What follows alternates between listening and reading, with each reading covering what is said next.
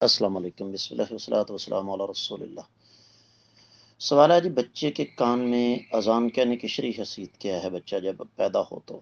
میرے عزیز، اس سلسلے میں جتنی بھی روایات ہیں نا، تمام روایات میں ایک راوی آتا ہے جس کا نام ہے عاصم بن عبید اللہ، اور وہ راوی ضعیف ہے، لہذا بچے کے کان میں اذان کہنا سرے سے ثابت ہی نہیں ہے۔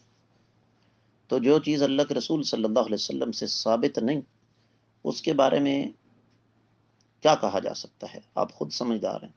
ہاں، ایک چیز ضرور ہے، اور وہ یہ کہ بعض علماء یہ کہتے ہیں کہ چونکہ یہ ایک معاشرتی مسئلہ ہے، لہذا اگر آپ کا بس چلتا ہے، کوئی مسئلہ نہیں، تو نہ کہیں، لیکن جہاں پر فتنے اور فساد کا اندیشہ ہو، وہاں پر صرف فتنے سے بچنے کے لیے کہہ دیں۔